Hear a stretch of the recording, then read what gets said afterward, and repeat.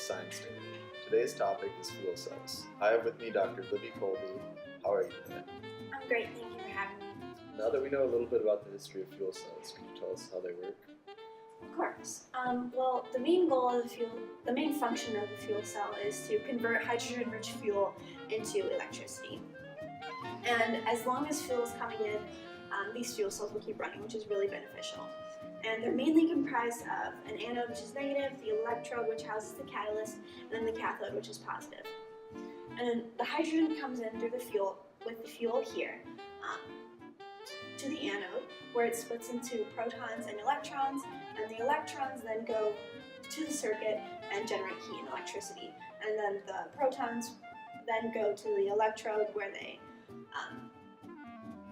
attach to the platinum catalyst. And then also, when the air comes in, the single oxygen atoms react here with the H+ atoms to form the water molecules, which is the only byproduct of this reaction. Could you tell us more about the electrode and catalyst? Of course. Mostly the catalyst that's used in today's fuel cells are platinum atoms and amorphous carbon. And as the hydrogen comes into the electrode, it adsorbs onto the platinum catalyst surface, and then it's split up into H+ ions and electrons, and the electrons then go through the current, and then the H+ ions stay on the electrode, and then the O2 comes in from the air, and then also adsorbs onto the surface, and then is protonated by the H+ ions that are remaining, and then it's also reduced to form the water molecules. And platinum is mainly used as a catalyst in these fuel cells because it's relatively resistant to changes in the reaction environment, such as temperature fluctuations, acidic conditions, and strong oxidants. Also, it has d orbitals that are capable of this adsorption process at high catalytic activity, which means that platinum is strong enough to break those bonds like an H2 and O2, and then also weak enough to release them afterwards. And finally, it disallows the formation of byproducts such as H2O2 by immediately breaking the O2 double bond as soon as it's adsorbed onto the surface. And then the amorphous carbon is kind of just there to stabilize the platinum throughout the reaction.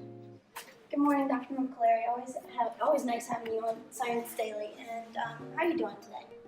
I'm well. Thanks for having me, Dr. Colby. No problem. So the reason we have you here, invited you here today was to elaborate on your research with carbon nanotubes and fuel cells. Could you elaborate on that for me and tell me some information? Yeah, absolutely. So there's a ton I could say.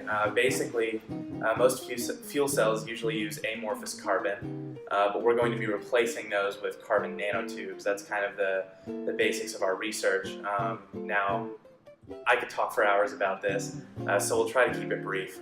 But I do want to give you a little bit of background on how we make carbon nanotubes. It's a rather fascinating organic chemistry topic. The general process that we use is called chemical vapor deposition. Now there are others like arc discharge and laser ablation, but this is by far the cheapest and most efficient model. So it's actually a very simple process. We just put a gas into a chamber with a heated substrate wherever we want the carbon nanotubes to deposit, and then the hydrocarbons in the gas decompose, and the carbons either grow onto the top of the nanotube or at the base of the nanotube where the metal particle they're growing on is. Basically these are two different possible ways that these carbon nanotubes can grow, and that's not super important. It's just to show you kind of how this works. And then of course I shouldn't forget to mention that hydrogen gas is also produced. Of course, the hydrogen's got to go somewhere. Now there are ways we can control this growth to some extent: metal annealing, laser etching, plasma generation by electric fields, and that's really useful, particularly in fuel cells, because when we grow them in certain directions, we can control the direction of electric current flow, the strength of the particles, and that sort of thing. But all in all, this is a really fascinating topic. So you told us a little bit about how nanotubes are formed, but could you elaborate on their structure and kind of what they look like? Yeah, so it's actually really simple. We just have a bunch of interlocking 6-membered carbon rings Now, depending on who you ask, when you get into some of the curvature parts, you'll have some 5-membered rings in there as well, but it's simpler to show you in terms of the 6-membered rings. Now, of course, there are some delocalized electrons here, and we show it with all these pi bonds to apart, but there's just going to be a delocalized network through all of these, and that's actually what makes these so strong, is all those interlocking pi bond networks there. As well as the fact that basically this is a single layer of graphene, basically, and then we're wrapping it around itself into a tube. Now, of course, that's not actually how they're grown, as we saw last time. They grow from the bottom up in that cylinder formation. But this is what makes it very strong. Now, it's actually really interesting, all of these bonding sites, you can actually do a lot of very typical organic reactions, like the Diels-Alder reaction, other things like that. You can even replace some of these carbons, or sometimes carbon defects. You'll be missing a carbon somewhere in there with a nitrogen atom, which we'll talk about a little more later.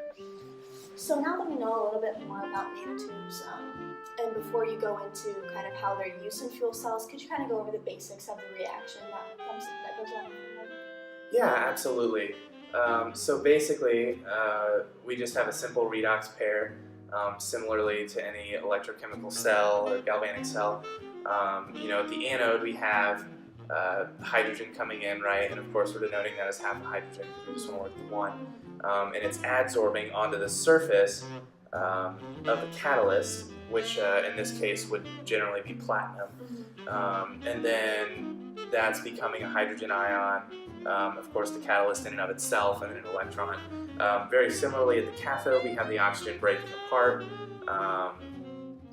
on the catalyst, and then we have an H+ ion coming in, then we have an OH on the catalyst producing an electron here, and then we have an OH on the catalyst, another H+ ion, and another electron here being used, and then a water produced in a catalyst.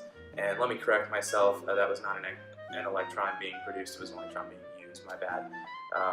So basically this is a really clean reaction, water is the byproduct. So now that you've discussed fuel cells and the reaction within them, and then how nanotubes themselves are formed, could you kind of put those together and discuss how they work in a fuel cell together? Yeah, absolutely. So basically all we're doing is we're replacing the amorphous carbon that's generally used as a substrate for the platinum catalyst in the electrode with carbon nanotubes.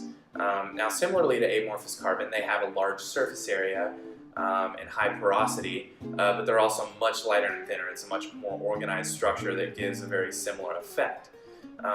They also can replace other parts of the cell, like the gas diffusion electrode that allows water vapor and gas to flow in and out of the cell, as well as the current collector, because they're 1,000 times more conductive than their relative counterpart, amorphous carbon.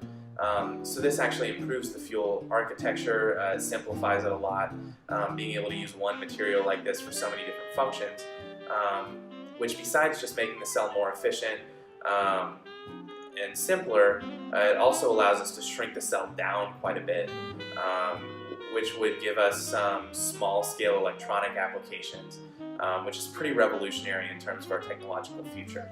So you told us a little bit about how the nanotubes can replace the electrode in the fuel cell, but I've also heard some new research about how they can replace the catalyst entirely. Could you tell us what you know about that? Yeah, so this is some fascinating stuff. Now, I should note that this only works at the cathode in the oxygen evolution reaction, but that is significant because the cathode uses 3 to 4 times more platinum than the anode, so we're saving somewhere between 60 and 80% of the platinum, which obviously, as platinum is such an expensive catalyst, saves quite a bit of money. Now basically what happens is we utilize some defects in the carbon nanotubes, as I kind of mentioned earlier, where we place nitrogen instead of carbon in those nanotubes. Now, as I said, this does create some breaks, but that's not really too significant in terms of structural integrity. But what it does do, because nitrogen really only forms those 3 bonds in general, with the carbon we'll have a lone pair, which creates a local center of electron density, which acts very similarly to that platinum catalyst, allowing that oxygen evolution reaction to occur at a much cheaper cost than actually placing platinum on the carbon nanotubes. Alright, I think that's all the questions that I have for you today. I really appreciate you being on the show. Thanks for having me, Dr. Colby. Now that you understand the basics of fuel cells, here are some of the benefits. Fuel cells offer a clean energy source with a renewable fuel. Fuel cells use the most abundant element in the universe as a fuel, with only water as a byproduct. The advantages of this are huge, as it will reduce carbon emissions and other harmful combustion products. It is also more efficient. Most fuel cells are around 60 to 80% efficient, whereas most combustion energy sources are around 35% efficient. Carbon nanotubes possess many characteristic properties that would be favorable for use in a fuel cell, such as a high thermal and high electrical conductivity, high strength, high stability, and a high surface area. Carbon nanotubes can be used with platinum as a catalyst to combat some of the drawbacks of using pure platinum as a catalyst. Carbon nanotubes enhance the performance of the platinum catalyst due to its high conductivity. They increase the corrosion resistance and decrease the cost of the fuel cell. Nitrogen-doped nanotubes can offer a replacement to the platinum catalyst entirely. They give us a low-cost, metal-free alternative for use in fuel cells. They also offer more long-term stability than the platinum-catalyzed fuel cell. I'm Dr. John Mutter, and this is Science Day.